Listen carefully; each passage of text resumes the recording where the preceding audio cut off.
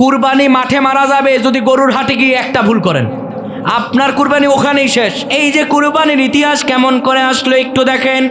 হযরত ইব্রাহিম আলাইহিস সালাম বহুদিন ধরে আল্লাহরে দোয়া করে, রব্বুল আলামিন আপনি আমাকে একটা সৎকর্মশীল সন্তান দান করেন। দোয়া করে, রব্বি হাবলি মিনাস সালিহিন, আল্লাহ গো আপনি আমাকে একজন সৎকর্মশীল সন্তান দান করেন। বহুদিন ধরে দোয়া করছে, 80 বছরে দোয়া করছে। আল্লাহ রাব্বুল আলামিন 80 থেকে 85 বছরের মাঝে হযরত ইব্রাহিম আলাইহিস সালামকে একজন পুত্র সন্তান দান করলেন। বৃদ্ধ বয়সে পুত্র সন্তান পাইয়া বড় খুশি। তিনি আল্লাহর দরবার দোয়া করে, আলহামদুলিল্লাহিল্লাযী আলাল কিবারি ইসমাঈল, সমস্ত প্রশংসা জগৎ সমূহের প্রতিপালকের জন্য, যিনি আমাকে বৃদ্ধ বয়সে পুত্র ইসমাঈলকে দান করেছেন। বৃদ্ধ বয়সে পুত্র ইসমাঈলকে পেয়ে বড় খুশি। কিন্তু আমার আল্লাহ রাব্বুল আলামিন তাকে পরীক্ষা করবেন। পরীক্ষা কিন্তু সে জীবনেই হয়েছে তা নয়, জীবনের শুরু থেকে জন্ম নিতে গিয়ে পরীক্ষার সামিল হয়েছেন। দ্বিতীয়ত তিনি পরীক্ষায় পড়েছেন যখন আল্লাহ তাআলার একাত্মবাদী খোদার দাওয়াত দিয়েছেন, সঙ্গে সঙ্গে নমরুদের আগুন কুণ্ডে তিনি পড়েছেন। তৃতীয়ত বাড়ি ছাড়া হয়েছেন, ঘর ছাড়া হয়েছেন, দেশ ছাড়া হয়েছেন। এমনি এমনি জাতির পিতা হন নাই, বৃদ্ধ বয়সে আবার সন্তান পাইছেন। সন্তান পাইয়া বড় খুশি, আল্লাহর দরবার দোয়া করেন। কিন্তু আমার আল্লাহ বলেন, না না, তোমার আমি পরীক্ষা করব।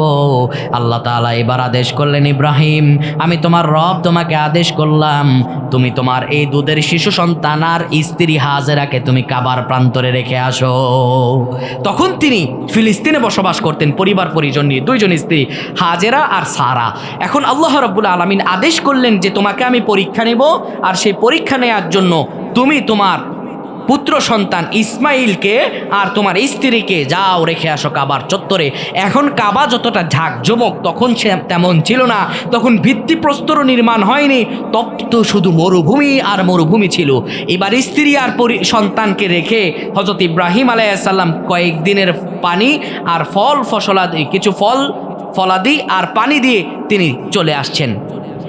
পেছন থেকে হযরতে হাজেরা আলাইহিস সালাম স্বামীকে ডেকে বললেন, ও স্বামী,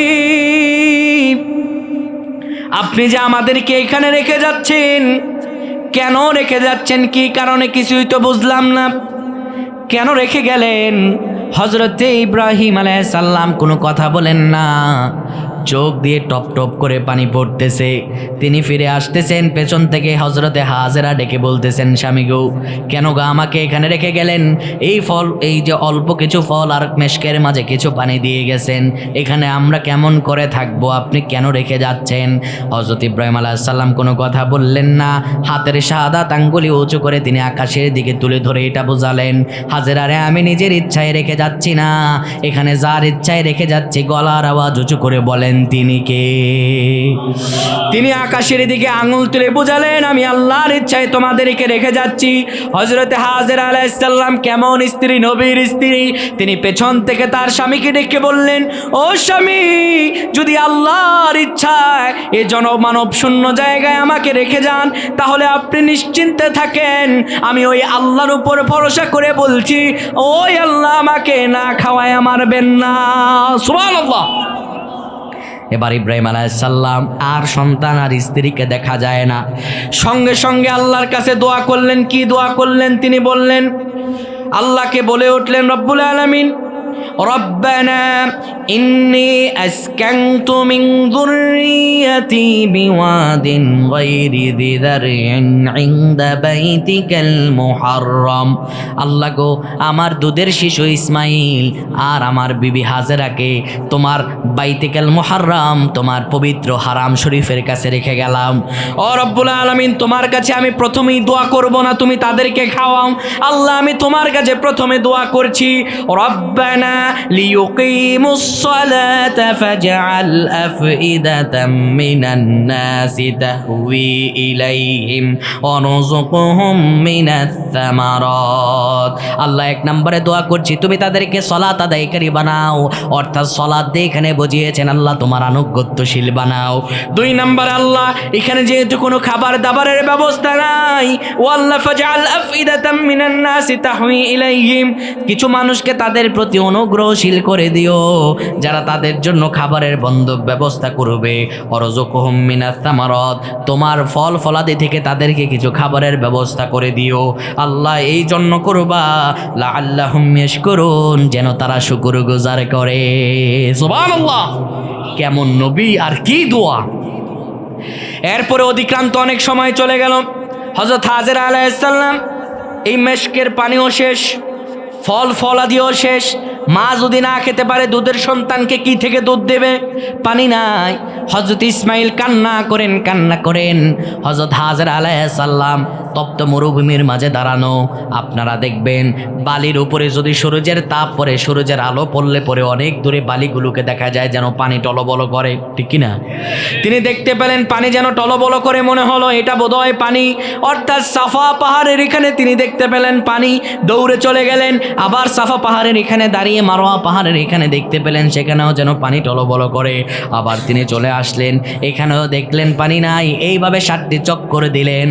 আমার আল্লাহ রাব্বুল আলামিন হাজেরা আলাইহিস সালামের সম্মানে যারা হজে যায় কিংবা উমরায় যায়, সাফা মারওয়া সাই করা আমার আল্লাহ তাআলা হাজেরা আলাইহিস সালামের সম্মানে সকল হাজিদের উপর আল্লাহ ওয়াজিব করে দিয়েছেন।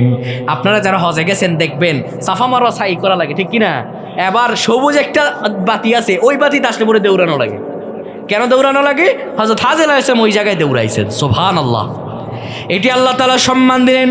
এক পর্যায়ে হযরত ইসমাইল আলাইহিস সালাম কান্না করছেন, পা থেকে নহর, জমজমের নহর ছুটে গেল, ফলশ্রুতিতে পানি চলে গেল। আর পানি যাওয়ার সঙ্গে সঙ্গে তিনি পানি এবার থামালেন। আর পানি থামানোর জন্য তিনি ফিলিস্তিনি ভাষায় বললেন জামজাম, অর্থাৎ থাম থাম, পানি থেমে গেল। ঘটনা অনেক বিস্তৃত, আমরা সংক্ষিপ্ত করছি। হযরত হাজেরা আলাইহিস সালামের সন্তান ইসমাইল এবার যখন পরিপূর্ণ বয়সে উপস্থিত হলো, আল্লাহ রাব্বুল আলামিন কোরআন আল কারিমে আমাদেরকে সেই ঘটনাটা তুলে ধরছেন। আল্লাহ বলেন, শোনো, ফালাম্মা বালাগা মাহুস সাইয়া, যখন ইব্রাহিমের সন্তান ইসমাইল একটা প্রাপ্ত বয়সে পৌঁছালো, অর্থাৎ 14 থেকে 15 বছর, এই বয়সে পৌঁছানোর সঙ্গে সঙ্গে আল্লাহর পয়গাম্বরের ছেলে ইসমাইল কত সুন্দর, আল্লাহর অনুপম সৌন্দর্য আর চরিত্র মাধুরী ফুটন্ত গোলাপের মতো সুরভিত হচ্ছিল তখন। এবার আল্লাহ রাব্বুল আলামিন ইব্রাহিম আলাইহিস সালামকে বললেন, তুমি যাও সন্তানের কাছে। ইব্রাহিম আলাইহিস সালাম সন্তানের কাছে এতদিন আসার পরে, এত বছর সন্তানের খোঁজ নিতে পারে নাই। আমার আল্লাহ এত বছর পরে অর্ডার করেছেন, এত বছর পরে আসার পরে সন্তান বাবার গলা ধরে ঘুমায়। দেখবেন আপনাদের এলাকায় যারা বিদেশে থাকে, অনেক সন্তান মায়ের পেটে থাকতেই বাবা বিদেশ চলে যায়। বিদেশ যাওয়ার পরে সন্তান বাবারে সারাদিন ভিডিও কলে দেখে বড় হয়। বাবা যখন বিদেশ থেকে ফেরার পর বাবা যখন এবার দেশে ফিরছে, ওই বাপ একা কোথাও যেতে পারে না। বাজারে গেলে সন্তান বলে আব্বা আমি যাবো, কোথাও বেড়াতে গেলে আব্বা আমি যাবো, বলে কি বলে না? অনেকদিন পরে বাবারে পাইয়া সন্তান কখনো ছাড়তে চায় না। ইসমাইল আলাইহিস সালামের ঠিক একই অনুরূপ, বাবারে এত বছর পর পাওয়ার পরে বাবার গলা আর ছাড়ে না, গলা ধরে ঘুমাইছে। সকালে ওঠার পরে হযরত ইব্রাহিম আলাইহিস সালাম তিনি স্বপ্নে দেখলেন 7 জিলহজ এবং 8 জিলহজ তিনি স্বপ্নে দেখতে পেলেন তিনি তার সন্তানকে অর্থাৎ ইসমাইলকে জবেহ করতেছেন। এই ঘটনা নিয়ে আমাদের সমাজে অনেক ঘটনা আছে। যেমন অনেকে বলে আল্লাহ তাআলা ইব্রাহিম আলাইহিস সালামকে স্বপ্নে এসে বলছেন, ও নবী আপনি জবেহ করেন, কুরবানি করেন। তিনি সকালে উঠে 100 উট কুরবানি করছেন। এরকম ঘটনা আপনারা শুনছেন কি শুনছেন না? শুনছেন না? একদম মিথ্যা বানোয়াট গাঁজাখুরি ঘটনা, এর সঙ্গে কোরআনের সঙ্গে কোনো মিলই নেই। আচ্ছা আপনারা বলেন তো দেখি, একজন পয়গাম্বর যিনি আল্লাহর খলিল, ওই ইব্রাহিম আলাইহিস সালাম, তিনি কি স্বপ্নের তাবির বা ব্যাখ্যা জানবেন না? কথা কয় না, জানবেন না? নবীগণের স্বপ্ন মানে ওহী। অবস্থাটা কেমন ঘটলো? তিনি স্বপ্নে দেখছেন সন্তানকে জবেহ করতেছেন। সকালবেলা ওঠার পরে কলিজার টুকরা সন্তান ইসমাইল কখনো এইখানে যায়, কখনো ওইখানে দৌড়ায়। বাবার কাছে এসে গলা ধরে আঞ্জায়া ধরে বুকের ভেতর টেনে ধরে তিনি এবার সন্তানকে ডেকে বললেন, কত সুন্দর করে সন্তানকে ডেকে বলতেছেন, ক্বালা ইয়া বুনাইয়া ইন্নী আরা ফিল মানামি আন্নী আযবাহুক ফানজুর মাযা তারা। হযরত ইব্রাহিম আলাইহিস সালাম কলিজার টুকরা ইসমাইলকে ডেকে বলতেছেন, ইসমাইল রে, এত বছর পরে তোমার আমার সাক্ষাৎ আল্লাহর পক্ষ থেকে আদিষ্ট হয়ে হলো, কিন্তু বাবা রে, আমি স্বপ্নে দেখতেছি আন্নী আযবাহুক ফানজুর মাযা তারা, আমি স্বপ্নে দেখতেছি তোমাকে জবেহ করতেছি, এই ব্যাপারে তোমার কি অভিমত, তুমি চিন্তা করে বলো। কি মনে করছেন? বয়স কত? 14 বছর। বয়স কত বাবা? 14 বছর। এত বছর সন্তানের সঙ্গে তার কোনো সাক্ষাৎ হয় নাই, এত বছর সন্তানের সঙ্গে সাক্ষাৎ হয় নাই, এত বছর পর সন্তানের সঙ্গে তার সাক্ষাৎ। এই সময় সন্তানকে ডেকে বলতেছেন, ইয়া বুনাইয়া ইন্নী আরা ফিল মানামি আন্নী আযবাহুক ফানজুর মাযা তারা। ও আমার কলিজার টুকরা সন্তান, আমি স্বপ্নে দেখতেছি তোমার এই জবেহ করতেছি, এ ব্যাপারে তোমার কি অভিমত? ফানজুর মাযা তারা, চিন্তা করে বলো। যদি স্বাভাবিক আপনার আমার সন্তান হতো কি করতো? বলতো, বাপ, জন্মের পরে বাপ আমার মারে আর আমার এখানে রেখে গেছো, এত বছর পরে আসছো 1-2 দিনের প্রীতি দেখায়া, আবার তুমি বলতেছো তুমি নাকি স্বপ্নে দেখছো আমারে জবেহ করতেছো, ফাজলামি পাইছো। বলতো কি বলতো না? কিন্তু তিনি কি বললেন? তিনি কি তা বললেন? না, না বললেন না। পয়গাম্বরের ছেলেও যেহেতু পয়গাম্বর, তিনি বলে উঠলেন, ক্বালা ইয়া আবাতি ফাআল মা তু'মার। ও বাবা, আমি জানি স্বপ্নে আপনি ইচ্ছে করে দেখেন নাই, আপনাকে স্বপ্ন দেখানো হয়েছে। ইয়া আবাতি ফাআল মা তু'মার। ও আমার বাবা, আপনাকে যা আদেশ করা হয়েছে আপনি তাই করেন। আল্লাহু আকবার।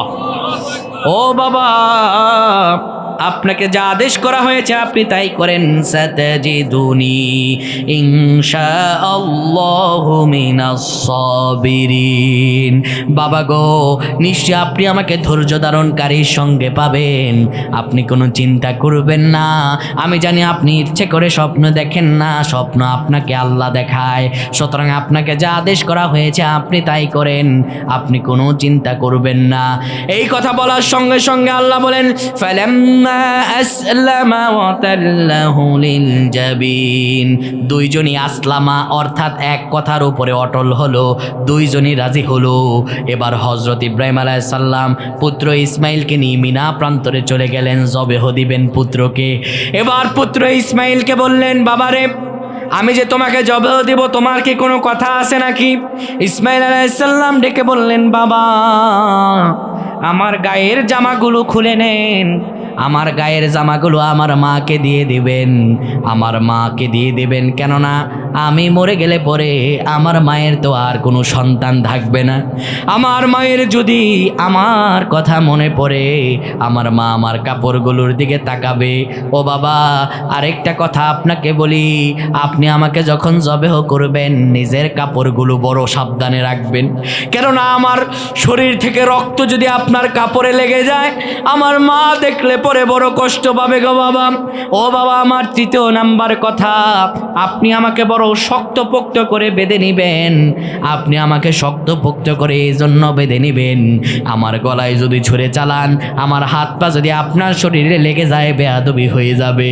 বাবা গো, আপনি ছুরিটা ভালোভাবে ধার করে নেন, এই শুনেছি মরণ যন্ত্রণা বড় ভয়ানক হয়, আপনি ছুরিটা ভালোভাবে ধার করে নেন, আমার গলায় খুব দ্রুত বেগে চালাবেন, যেন আমার প্রাণটা অল্পতে বাহির হয়ে যায়। হযরত ইব্রাহিম আলাইহিস সালাম পুত্র ইসমাইলের এই আবেগময় কথা শুনে একচুলও পিছু পা হলেন না, সঙ্গে সঙ্গে জবেহ করার জন্য উদ্যত হবেন। পুত্র ইসমাইল ডেকে বলল, বাবা থেমে যান, আপনি আমার শরীরের বাঁধনগুলো ছুঁড়ে ফেলেন। হযরত ইব্রাহিম আলাইহিস সালাম বললেন, বাবা নেই, এই না বললা হাত পা বেঁধে তোমাকে জবেহ করার জন্য, আবার কেন বলছো হাত পা তোমার যেন খুলে ফেলি? হযরত ইসমাঈল আলাইহিস সালাম বললেন, বাবা গো, আজকে আপনি যদি হাত পা বেঁধে আমাকে জবেহ করেন, তাহলে কিয়ামতের ময়দানে আল্লাহ যদি প্রশ্ন করেন, ইসমাঈল আমার আদেশে তুমি কুরবানি হও নাই, আমি আল্লাহ আদেশ করেছি সেই জন্য তুমি কুরবান হও নাই, হাত পা বেঁধে তোমারে জবেহ করা লাগছে। এই প্রশ্ন যদি আল্লাহ আমাকে করে আমি কি জবাব দিব? সুতরাং আপনি আমার হাত পা থেকে ছুটে নেন, আমার হাত পা থেকে দড়ি আপনি ছোটায় নেন, আর আমার গলাতে খুব দ্রুত বেগে চালাবেন। ও বাবা, খুব দ্রুত বেগে চালাবেন। এবার হযরত ইসমাঈল আলাইহিস সালাম শুয়ে গেলেন, আর হযরত ইব্রাহিম আলাইহিস সালাম জবেহ করবেন। অনেকভাবেই তিনি জবেহ করার জন্য ছুরি চালাচ্ছেন, যত জোরেই দেন কিন্তু ইসমাঈলের গলা কাটে না। যত জোরেই দেন ইসমাঈলের গলা কাটে না। হযরত ইব্রাহিম আলাইহিস সালাম অনেকক্ষণ চেষ্টা করার পরে যখন হয় না, ইসমাঈল আলাইহিস সালামের বাবা এবার সোজা যেহেতু হয় না, আমি ওবর হই, আমার ঘাড়ে ছুরি চালান। ঘাড়ে ছুরি চালালেন কিন্তু হলো না। এবার রেগে মেগে তার হাত থেকে ছুরিটা তিনি একটি পাথরের উপর নিক্ষেপ করলেন। ছুরিতে এত ধারালো ছিল, ছুরির আঘাতে পাথর সঙ্গে সঙ্গে দ্বিখণ্ডিত হয়ে গেল। সুবহানাল্লাহ। আমার আল্লাহ রাব্বুল আলামিন বলেন, যখন তারা দুইজন উদ্যত হলো, আর ইব্রাহিম আলাইহিস সালাম যখন কুরবানি করলেন, এবার যখন সন্তানকে জবেহ করবেন ভালোভাবে উদ্যত হলেন, আমার আল্লাহ ইসমাঈলকে সরায়া সেই জায়গায় হৃষ্টপুষ্ট একটা দুম্বা এনে দিলেন। সুবহানাল্লাহ।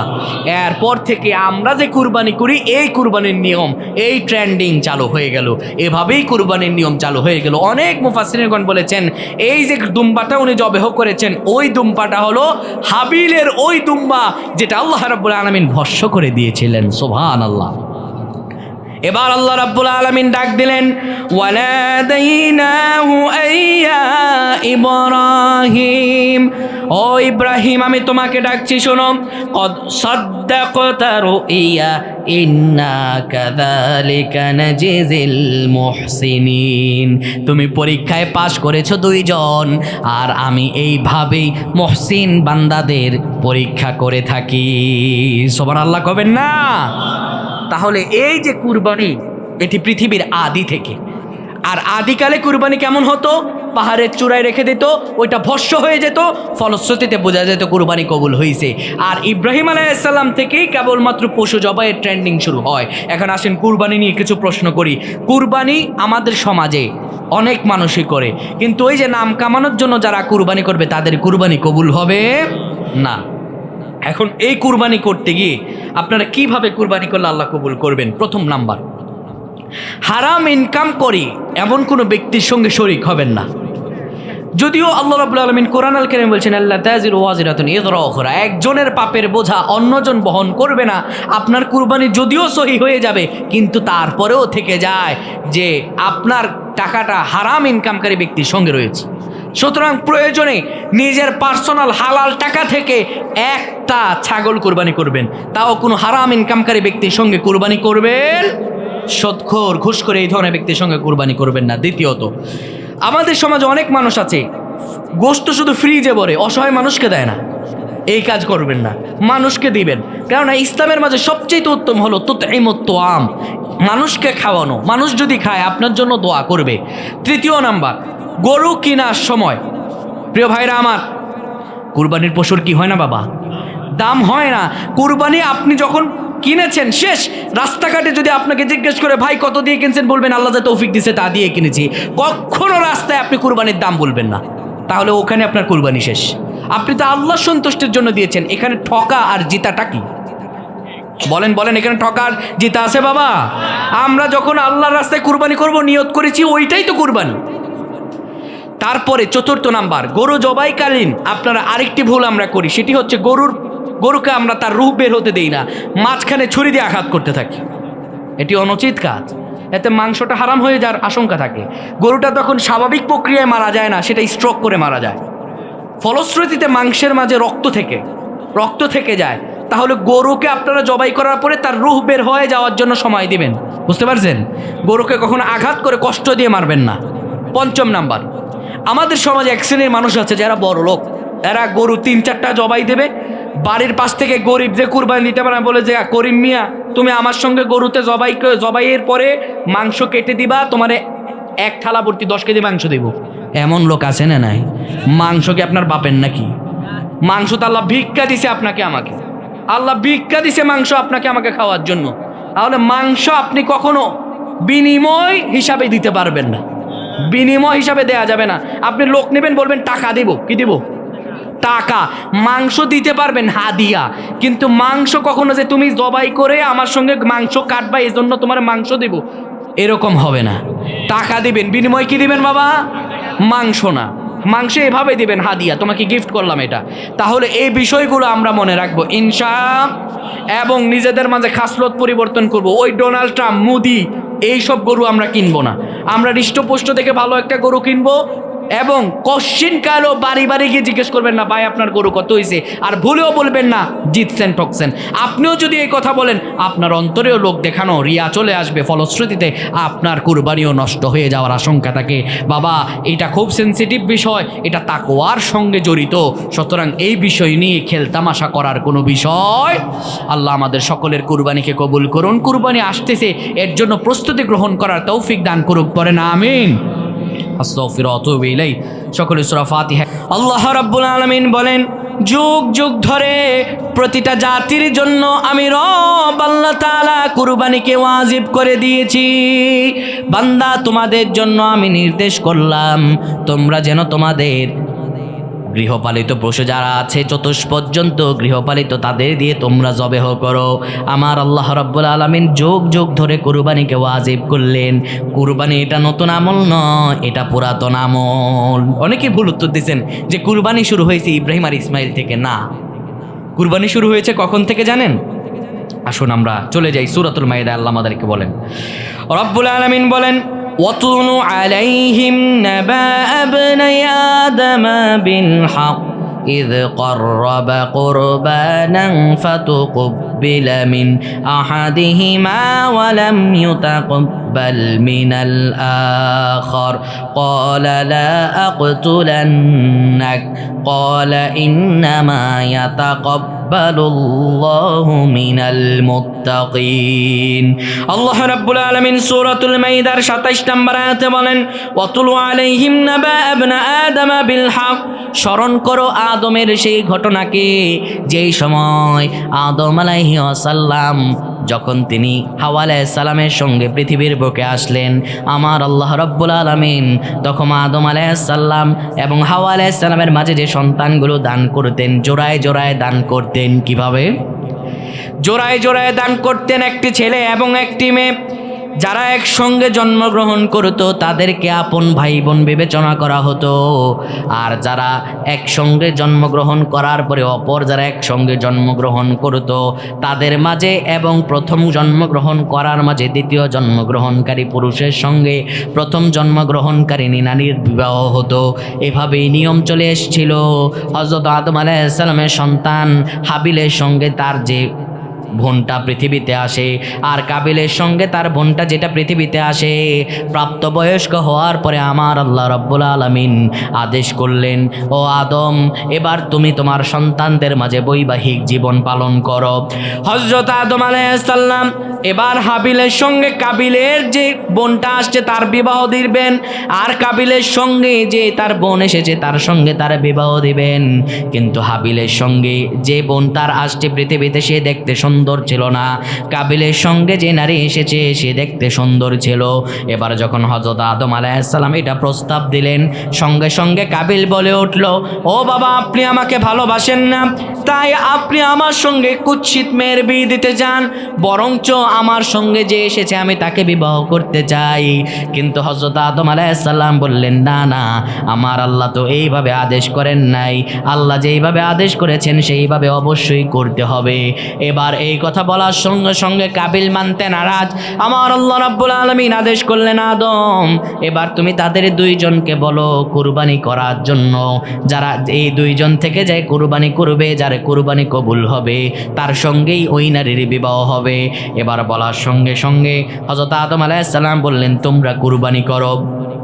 তখন কুরবানির নিয়ম ছিল পাহাড়ের চূড়ায় তাদের উৎকৃষ্ট ফলগুলো রেখে আসতো, আকাশ থেকে বিজলি চমকিয়ে সেই ফসলগুলো জ্বালিয়ে দিত, ভস্ম করে দিত, আর বোঝা যেত যেটা জ্বলছে ওইটাই কুরবানি কবুল হয়েছে, আর যেটা জ্বলে নাই ওইটা কুরবানি কবুল হয় নাই। এবার বলার সঙ্গে সঙ্গে হাবিল পালতো পশু আর কাবিল করতো ক্ষেত খামারের ফসল আদির কাজ। হাবিল তার পশু থেকে হৃষ্টপুষ্ট একটা শক্তিশালী পশু পাহাড়ের চূড়ায় রেখে দিয়ে আসলো, আর হাবিল তার যে ফসল ফলাদি আছে এ থেকে কম দামি কমজোর ফসল পাহাড়ের চূড়ায় রেখে দিয়ে আসলো। অপেক্ষায় আছে কার কুরবানি কবুল হয়। আকাশের দিকে তাকিয়ে তারা অপেক্ষমান। অনেকক্ষণ তাকানোর পরে তারা দেখতে পেল কাবিলের কুরবানি কবুল হয় নাই, কবুল হয়েছে হাবিলের কুরবানি। আল্লাহ রাব্বুল আলামিন এই কথা কোরআন আল কারিমে জানিয়েছেন। আল্লাহ বলেন, ইয ক্বাররাবা কুরবানান ফাতুকবিলা মিন আহাদিহিমা ওয়া লাম ইউতাকাব্বাল মিনাল আখার। আমি তাদের দুইজন থেকে একজনের কুরবানি কবুল করলাম, অর্থাৎ হাবিলের কুরবানি কবুল হলো। এবার কাবিলের কুরবানি কবুল হলো না। এবার কাবিলের তো মাথা গরম, সে সঙ্গে সঙ্গে হাবিলকে বলে উঠলো, হাবিল ক্বালা লা আকতুলান্নাক, আই উইল কিল ইউ, আমি তোমাকে হত্যা করব, আমি তোমাকে মারবো, আমি তোমাকে মেরে ফেলবো। হাবিল এবার জবাব দিল, শোনো আমি বললাম, আমি তোমাকে জানিয়ে দিলাম, ক্বালা ইন্নামা ইয়াতাকাব্বালুল্লাহু মিনাল মুত্তাকিন। ও কাবিল শোনো, জোর খাটিয়ে কুরবানি কবুল হয় না, কুরবানি আমার আল্লাহ তাকওয়া দেখে কবুল করে নেন। সুবহানাল্লাহ। আল্লাহ রাব্বুল আলামিন কেবলমাত্র তাকওয়াবান ব্যক্তিদের কুরবানি কবুল করেন, যেমন আমার আল্লাহ জানিয়েছেন, লাইয়ানালাল্লাহু লুহুমুহা ওয়ালা দিমাউহা ওয়ালাকি ইয়ানালুহুত তাকওয়া মিনকুম। আল্লাহ বলেন, বান্দা তুমি যে দুনিয়াতে গরু জবাই করো, তোমার গরুর রক্ত আর তোমার গরুর গোশত আমার কাছে তো পৌঁছে না। ওয়ালাকি ইয়ানালুহুত তাকওয়া মিনকুম, বান্দারে আমার কাছে পৌঁছে শুধু তোমার তাকওয়া, তোমার আনুগত্যের আবেগ ও জজবা। বান্দা আমার কাছে গোশত পৌঁছায় না, রক্ত পৌঁছায় না, তার মানে বোঝা গেল যার তাকওয়া বেশি আমার আল্লাহ তার কুরবানি কবুল করবেন, ঠিক কি না? আমার আল্লাহ শুধুমাত্র মুত্তাকি ব্যক্তিদের কুরবানি কবুল করবেন, এছাড়া অন্য কোনো ব্যক্তিদের কুরবানি কবুল করবেন না। এখন তাকওয়াবান বা মুত্তাকি কারা, এবং মুত্তাকি সম্পর্কে আল্লাহ বলেন, ইন্না আকরামাকুম ইনদাল্লাহি আতকাকুম। পৃথিবীর বুকে যত মানুষ আছে, যত দানবীর আছে, যত অট্টালিকার মালিক আছে, যত কোটিপতি আর শিল্পপতিরা আছে, কেউ আমার কাছে প্রিয় নয়। ইন্না আকরামাকুম ইনদাল্লাহি আতকাকুম, আমি আল্লাহ জানিয়ে দিলাম যে বেশি তাকওয়াবান আমি আল্লাহর কাছে সেই বেশি প্রিয়। সুবহানাল্লাহ। আরো জোরে সুবহানাল্লাহ বলতে পারলেন না? প্রিয় ভাইরা আমার, আমরা জাতি হিসাবে সবচাইতে ভয়ানক এক জাতি। আল্লাহ রাব্বুল আলামিন তাকওয়াবানদের কুরবানি কবুল করবেন। আমার আল্লাহ কুরবানিতে পশু দেখেন না, দেখেন মানুষের অন্তর। কি দেখেন? কিন্তু আমাদের সমাজে এক শ্রেণীর মানুষ আছে, যেই মানুষেরা মানুষকে দেখানোর জন্য কেবলমাত্র কুরবানি দেয়, এমন লোক আছে না নাই? আমাদের দেশ হলো এমন দেশ যেটা হলো রং বেরঙের দেশ। মানুষ মারা যায় সেটা নিউজ করে না, কিন্তু গরুর নাম রাখছে ডোনাল্ড ট্রাম্প, ওইটার নিউজ হয়। এবার পত্রিকা খুলে দেখলাম একটা গরুর নাম রাখছে ডোনাল্ড ট্রাম্প, আর আজকে এক পত্রিকা খুলে আবার দেখলাম এক গরুর নাম রাখছে মোদি, নরেন্দ্র মোদি। চিন্তা করছেন মানুষের বিবেক কোথায়? গরুর নাম আবার রাখছিল পদ্মা সেতু। এই যে মানুষগুলো পদ্মা সেতু দিয়ে জবাই দেয় ডোনাল্ড ট্রাম্পের মতো এই যে নামধারী গরুর নাম, এই রকম গরু দিয়ে যারা কুরবানি দেবে তাদের কুরবানি কবুল হবে না। কেননা তারা শুধু নাম কাওয়াজের জন্যই কুরবানি দেয়, আল্লাহ সন্তুষ্টির জন্য তারা কুরবানি দেয় না। তারা যদি আল্লাহ সন্তুষ্টির জন্য কুরবানি দিত, মানুষকে দেখানোর জন্য নাম কাওয়াজে কুরবানি কোশ্চেন কালেও দিত না। এখানেই তো আল্লাহ তাআলা স্পষ্ট জানিয়ে দিলেন, শোনো দুনিয়ার মানুষেরা, চেঁচিয়ে কোনো লাভ নাই। ইন্নামা ইউতাকাব্বালুল্লাহু মিনাল মুত্তাকিন, কেবলমাত্র মুত্তাকিদের পক্ষ থেকেই কুরবানি কবুল হবে। কথা কার? আরো জোরে বলেন কার? আল্লাহ। তাহলে এই কুরবানির ইতিহাস সে আদি থেকে এসেছে।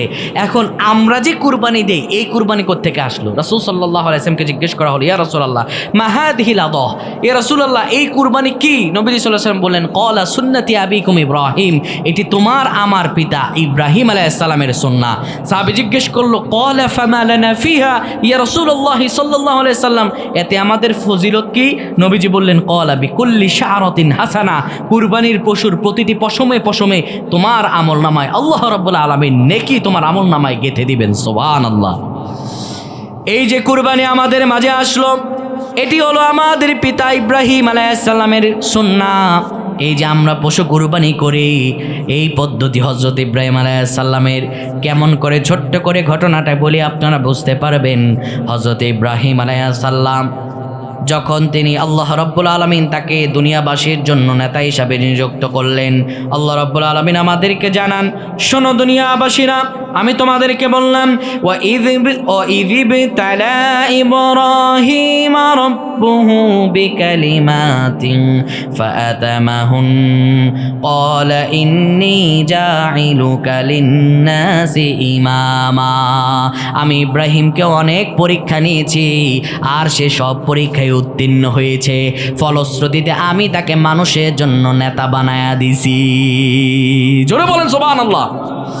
আমাদের জাতির পিতা ইব্রাহিম, জাতির পিতাকে আল্লাহ তাআলা নির্ধারণ করে দিয়েছেন, মিল্লাতা আবিকুম ইব্রাহিম হুয়া সাম্মাকুমুল মুসলিমিন। আমার আল্লাহ বলেন, মুসলমানদের জাতির পিতা একজন। গলার আওয়াজ উঁচু করে বলেন, ওনার নাম কি? নাকি জাতির পিতা শেখ মুজিব? কিছুদিন আগে তো ছিল। উনি জাতির জনক হতে পারেন, কিন্তু জাতির পিতা কোশ্চিন কালেও হতে পারেন না, ঠিক কিনা? জাতির পিতা ইব্রাহিম কোরআনেতে আছে, তোমার বাবা জাতির পিতা কোন বিধানে আছে, ঠিক কিনা? জাতির পিতা ইব্রাহিম আলাইহিস সালাম এমনি এমনি জাতির পিতা হন নাই। আল্লাহর অসংখ্য পরীক্ষার মধ্য দিয়ে তিনি উত্তীর্ণ হয়ে জাতির পিতা হিসেবে নিযুক্ত হয়েছেন। আল্লাহ রাব্বুল আলামিন ওনার পরীক্ষা নিলেন।